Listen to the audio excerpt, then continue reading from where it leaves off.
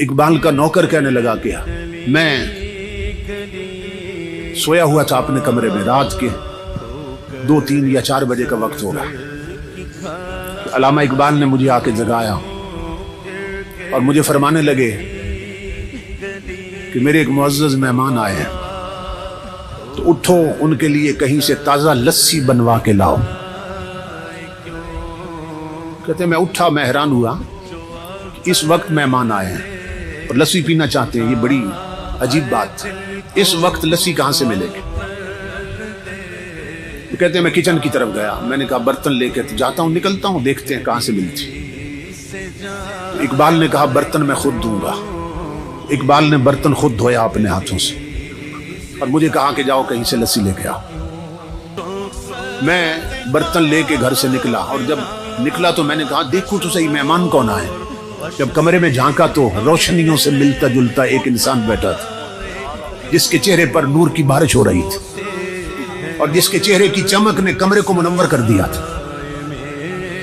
कहते हैं मैं बाहर निकला, आंखें मलता जा रहा था, इस वक्त लस्सी कहां से मिलेगी।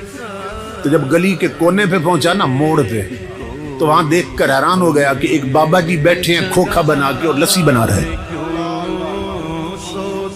तो मैं हैरान हुआ कि ये रातों रात खोखा का यहां से कैसे बन गया और ये खोखे वाला बाबा कौन है। फिर दिल में खुशी भी हुई कि चलो काम करीब से हो गया, ये सुबह तहकीक करेंगे ये खोखा किसने बनाया और ये बाबा जी कौन है। तो मैंने उन्हें लस्सी के लिए कहा, उन्होंने ताज़ा लस्सी बना दी मुझे।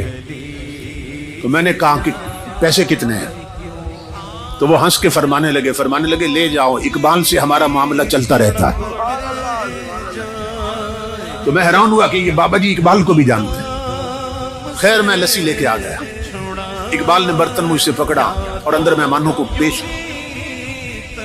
मैं अपने कमरे में बैठा था और सोच रहा था कि अब मेहमान रात रुकते हैं या चले जाएंगे, अभी क्या सूरत हाल बनती। तो मैंने महसूस किया कि मेहमान उठे हैं वापस जाने के लिए। इकबाल के सीने लगे, इकबाल का माथा चूमा उन्होंने और दरवाजे से निकले। मैंने इकबाल को आवाज दी, मैंने कहा अल्लामा साहब मैं दरवाजे कुंडी लगा देता हूँ, आप आराम फरमाएं। कुंडी लगाने की बजाय मैं गली में चला गया। मैंने कहा देखो तो सही मेहमान इस वक्त आए थे कि कौन है, किधर जाते हैं। तो इकबाल का नौकर कहता है मैंने जब देखा तो अल्लाह की इज्जत की कसम उन्होंने एक कदम उठाया इकबाल के दरवाजे से और दूसरा कदम गली के आखिरी कोने में रख दिया और गायब हो गए। मैं पीछे भागा, मैंने कहा ये इतना लंबा कदम जिस्मानी नहीं हो सकता, ये कोई रूहानी कदम उठा। पीछे भागा, जब गली के मोड़ पे गया तो हैरान हो गया, न बाबा न खोखा न खोखे वाला, मेहमान भी गायब, खोखा भी गायब, बाबा भी गायब। मैं पलट के आया, मैं इकबाल के कदमों पे गिरा। मैंने कहा कलंदर लाहौरी खुदा के लिए मुझे बता ये आने वाले बुजुर्ग कौन थे और वो खोखे वाले बाबा जी कौन थे। इकबाल ने कहा ना छेड़ मलंगना, जब अपना काम करो। मैंने कहा मेरी जिंदगी गुजरी है खिदमत में, खुदा के लिए मुझे बताएं कौन थे। इकबाल ने कहा मेरे साथ एक वादा करो तो बता देता हूं, मेरी जिंदगी में ये राज फाश नहीं करोगे। मैंने कहा अल्लामा साहब मैं वादा करता हूं। इकबाल ने कहा सुन अल्लाह की इज्जत की कसम, आने वाले गरीब नवाज थे, खोखे वाले दाता अली हजवेरी थे। इसी पर इकबाल कहता है फना कैसी बका कैसी, जब उसके आशना ठहरे, कभी इस घर में आ निकले, कभी उस घर में जा ठहरे।